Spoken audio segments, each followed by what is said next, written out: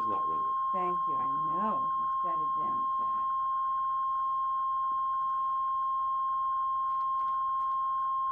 And the ring stopped.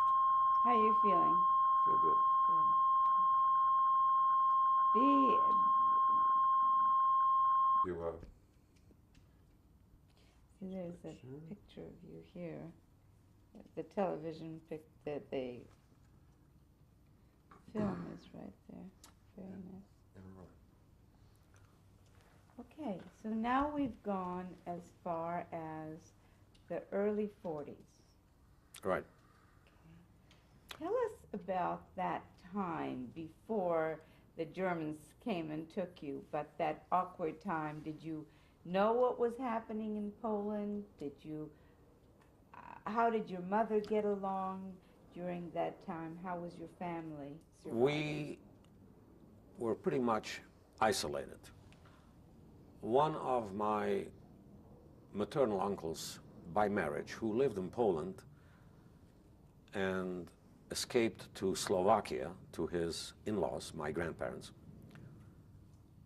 when they began rounding up Polish Jews in Slovakia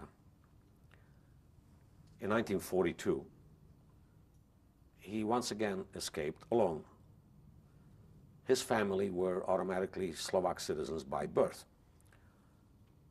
He, being a Polish citizen, escaped across the border to Hungary and came to us.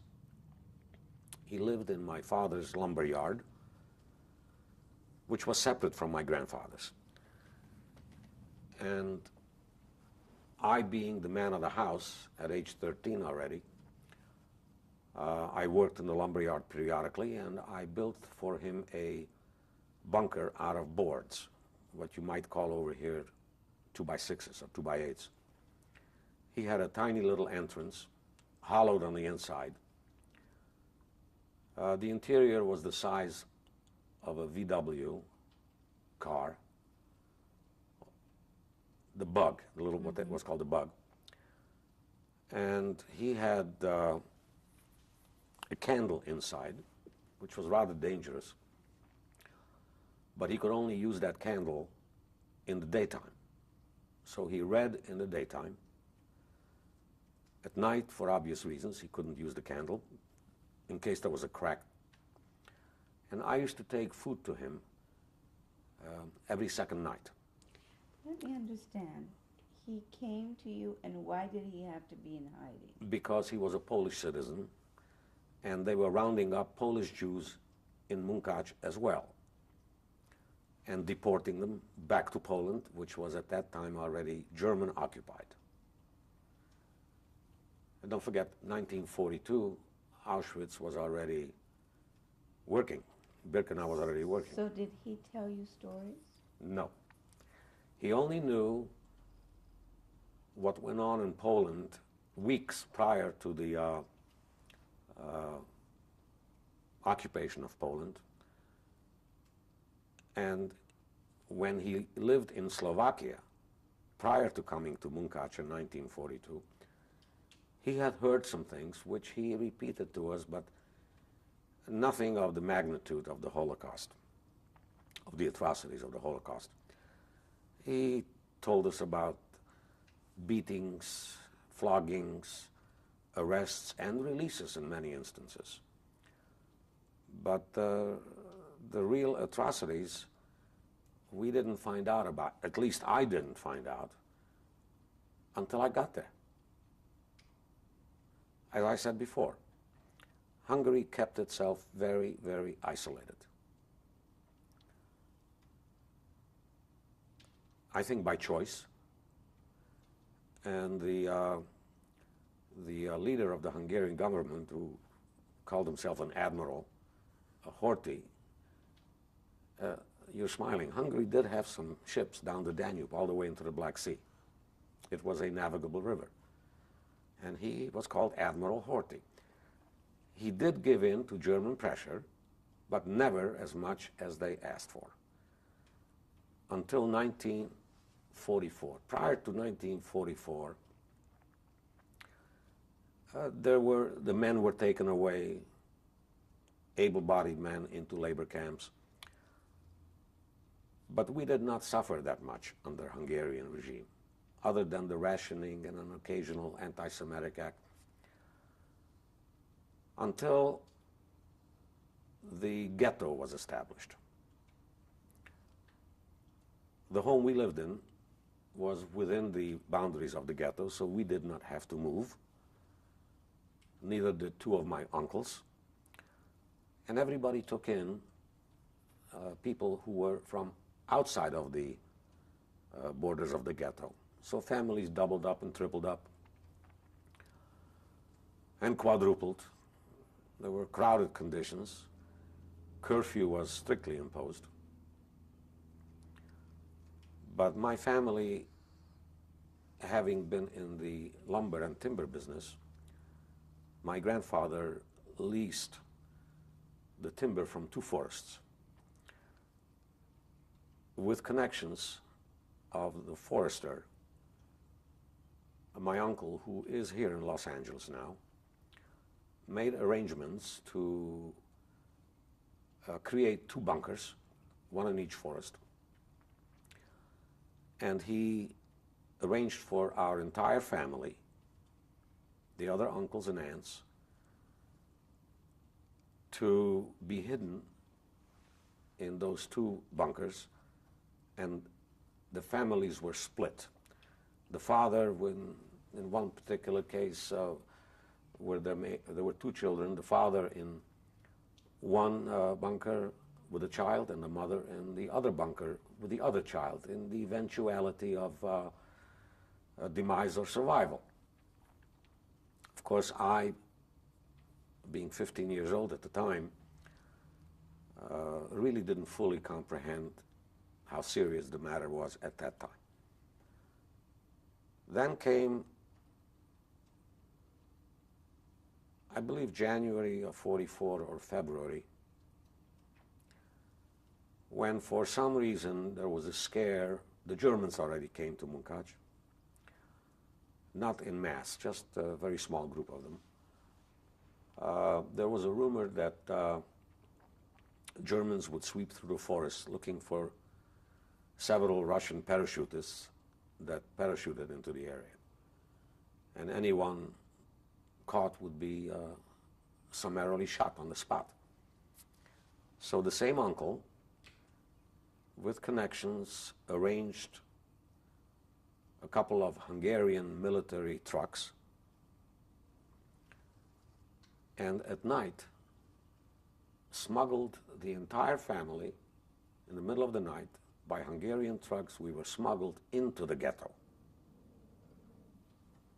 I don't know how many instances like this ever happened. That I know people were smuggled out of the ghetto very often, many, many times.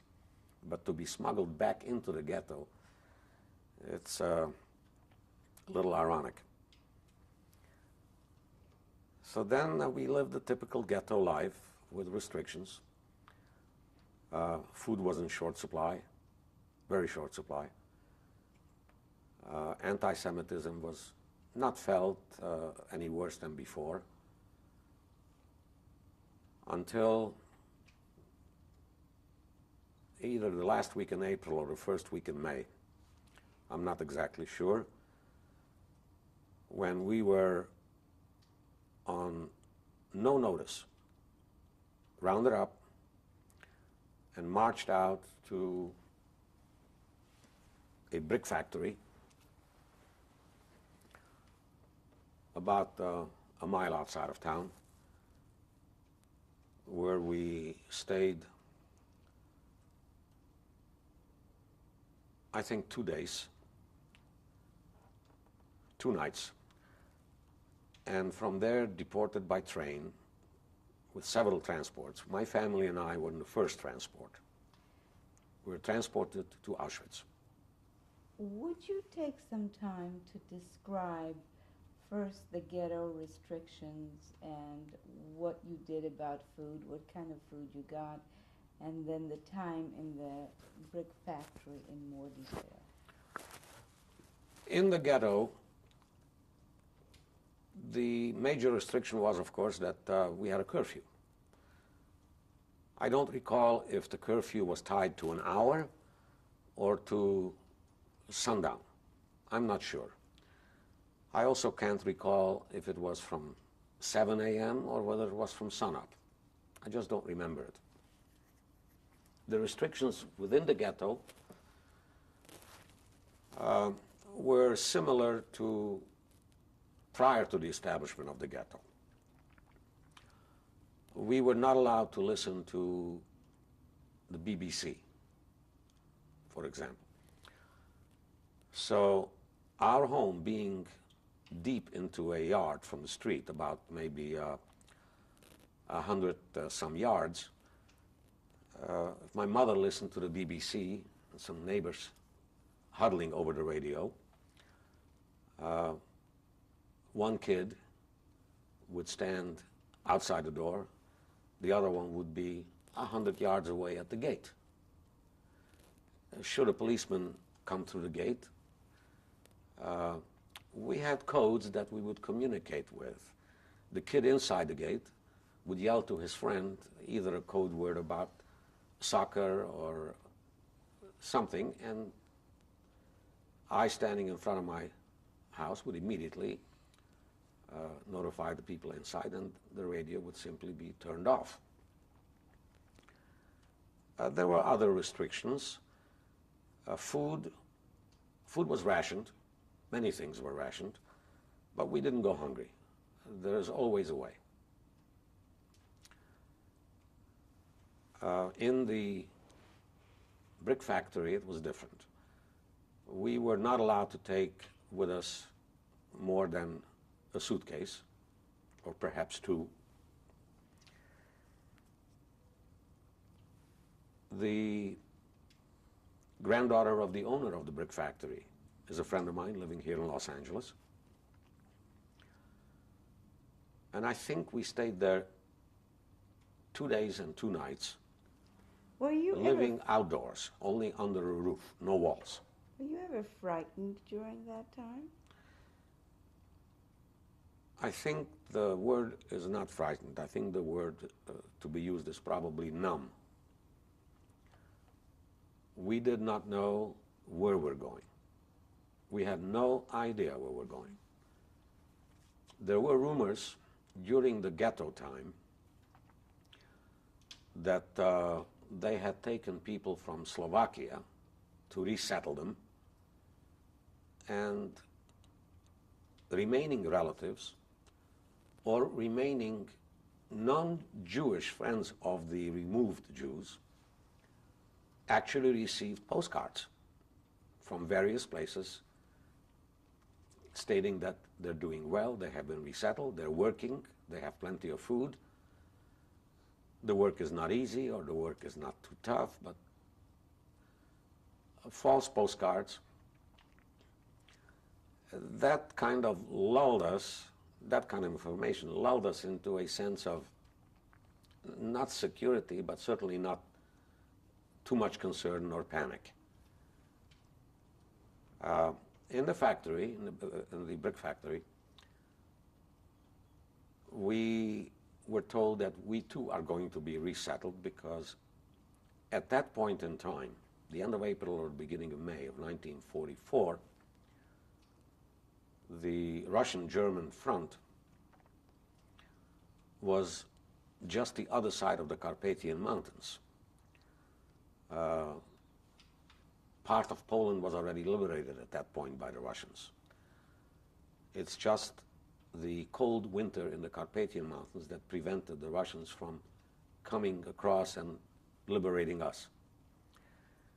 So we were told that as soon as the spring thaw will set in, the Russians are going to capture us, and they're going to do all kinds of atrocities, and for our own safety's sake, these were all rumors, for our own safety's sake, we're going to be resettled.